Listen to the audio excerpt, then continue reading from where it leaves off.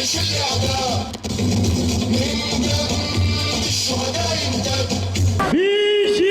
Gazze, Kıbre İsrail! Bizi Gazze, Kıbre İsrail! Bizi Gazze, Kıbre İsrail!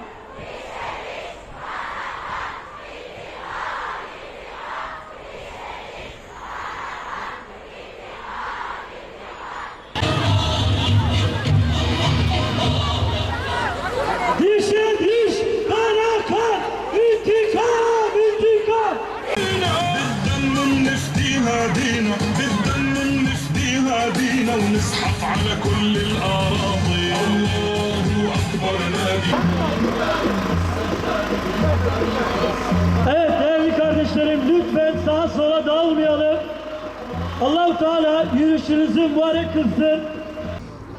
Onun yolundan giden ve davasını omuzlayan Gazze'deki mücahitlere ve o mücahitleri yetiştiren annelere, onlara destek olan eşlere selam olsun. Lanetlenmiş Siyonist Yahudilere karşı başlatılan Aksa Tufanı Savaşı'na eşlerini tekbirlerle uğurlayan bacılara selam olsun. Değerli kardeşlerim, Hür Gençlik tarafından düzenlenen Gazze için yürüyoruz etkinliğine Hz. İbrahim'in atıldığı ateşi söndürmek için su taşıyan karınca misali, Tesettür Seferberliği ve Erdemli Kadınlar Derneği TESTEP olarak bizler de tavrımızı ortaya koymak için buradayız. Müvahhid ve şerefli Gazze halkını, mücahitlerini ve cihadını buradan selamlıyoruz. Şehitlerine Allah'tan rahmet, yaralılarına acil şifalar diliyoruz. 7 Ekim Aksa Tufanı operasyonu, Filistin'in Siyonist terör örgütü İsrail'in işgaline karşı verilen Kurtuluş Savaşı'nın önemli bir aşamasıdır. Bu operasyon ile Mossad başta olmak üzere iç içe geçmiş Batı ve Doğu merkezli istihbarat ağları ile devlet aygıtları tarihi bir hezimet yaşamıştır. Halkımız adına diyoruz ki biz Batı'dan asla adalet ve merhamet beklemiyoruz, dilenmiyoruz. Ancak Siyonist soykırıma karşı gerekli adımlar atılana kadar eylemlerimizi sürdüreceğiz ve kendi liderlerimize ve karar vericilerimize görevlerini hatırlatmaya devam edeceğiz. Bu halkımızın en tabii hakkıdır ve halkımız bu hakkından asla vazgeçmeyecektir. Direniş dalga dalga yayılır tüm dünyaya. Gafletin perdeleri savrulur birer birer. Kardeşlik türküleri kazınır yüreklere. Mücahitler kurban olur, gam değil. Katil Siyonistlerin yalanları, vahşetleri şamar olur, yüzlerine çakılır. Rezil olur düşmanlar, düşman zillet içinde. Ve gönüller Gazze olur, her şehir Gazze. Zulmedenler hangi akıbete uğrayacaklarını yakında görecekler. Allah'ın selamı, rahmeti ve bereketi üzerinize olsun. Gazze'de Siyonist soykırım ve vahşet 7 Ekim'den bu yana tüm dünyanın gözleri önünde halen devam etmektedir. İşgalci Siyonist rejimin Gazze'ye düzenlediği saldırılarda şehit olan ve yaralanan Filistinli kardeşlerimizin sayısı artık rakamların ötesine geçmiş durumdadır. Çünkü Gazze'de Siyonist çeteler tüm dünyanın gözü önünde soykırım suçu işlemektedir. Her geçen gün Siyonist vahşet kat ve kat artarak hedef gözetmeksizin camiler, okullar, hastaneler ve her türlü yerleşim yerlerini bombalamaktadır. Gazze'nin %60'dan fazlası yıkık ve virane hale getirilmiş durumdadır. Siyonistler yapmış olduğu saldırılarda hiçbir kural, kaide ve ölçü tanımamakta, kadın, çocuk, yaşlı ve bebekleri acımadan katletmektedir. Bu vahşet, Batı'nın gerçek yüzünü ortaya çıkararak maskelerini tek tek düşürmüştür. Gazze'de büyük bir vahşet yaşanırken, bebekler, çocuklar ve kadınlar katledilirken, Altın Kelebek ödüllerinde evde mutlu ve güvenli olan Loli köpeğe gönderilen mutluluk temennilerinin alkışlandığı ve insanlığını yitirmişlerin gerçek maskeleri tek tek düşmektedir. Gazze'de yaşanan vahşetle birlikte insanlık ve vicdanın enkazlar altına alındığı bu dönemde Batı'da Dünya İnsan Hakları Günü'nün kutlandığı ve Noel hazırlıklarının başladığı bir dönemden geçiyoruz. Gazze'de meydana gelen zulme tüm dünyada kabullenme ve alışma aşamasına geçilmesi için sözde bir giyim markasının kucağındaki kefene sarılı çocuğuna acıyla sarıldığı anne ile dalga geçtiği bir dönemde insanlık ailesi siz zalimleri hep lanetle anacaktır. Çabanız boşuna.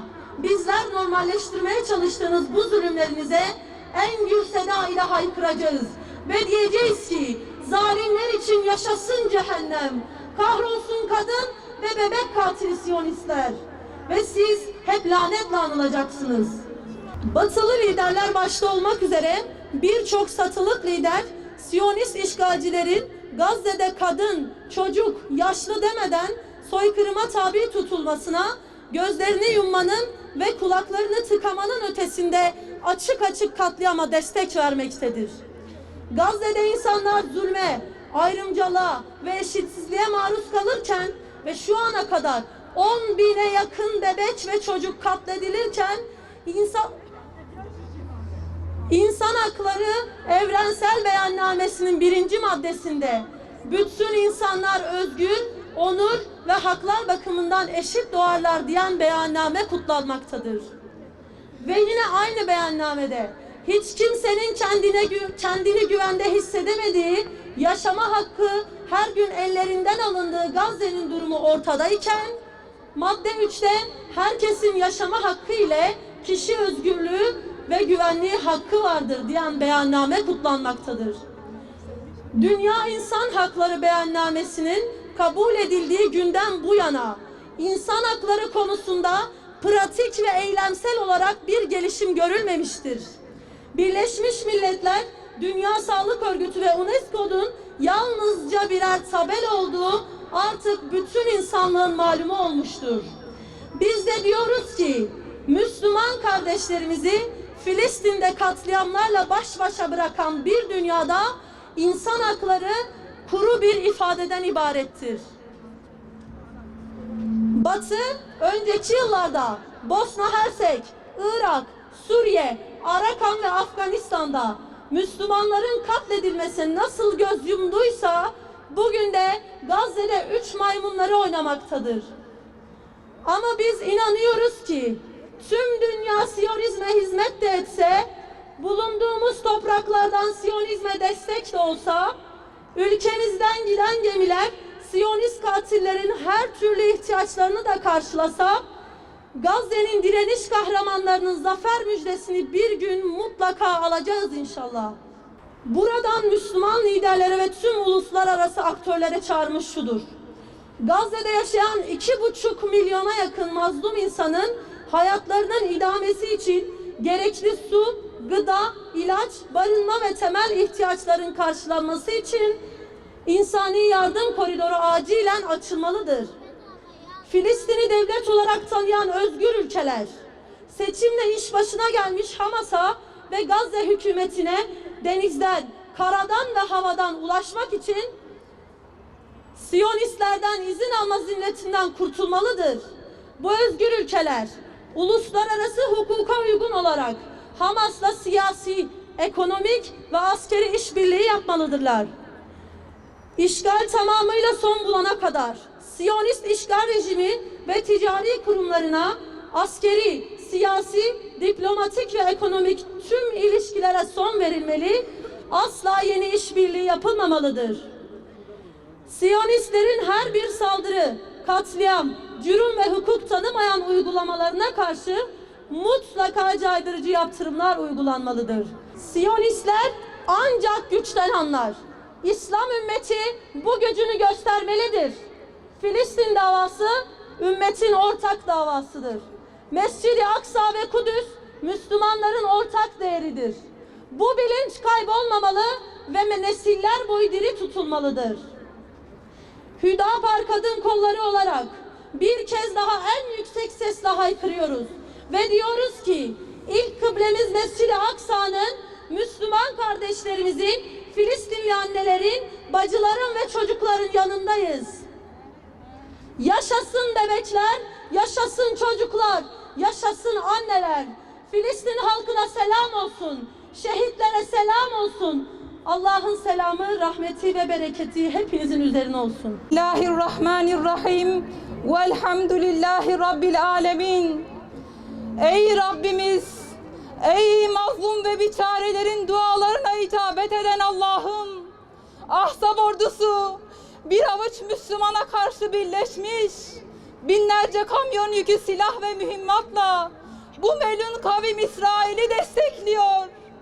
Allah'ım, tüm kalbimizle, canı gönülden sana yalvarıyor ve yaralı yüreklerimizden gelen feryat ve yakarışlarla senden istiyoruz. Allah'ım, bizi yeryüzündeki bütün mazlum kardeşlerimizin acısını yüreğinde hisseden, onlara yardım için maddi ve manevi varlığını seferber eden samimi Müslümanlardan eyle. Ya Rabbi, dualarımıza icabet et. Şüphesiz sen dualara icabet edensin. Amin. Amin. Velhamdülillahi Rabbil alemin. İlâ ruhi şühedâil Gazze vel İslam. El Fatiha.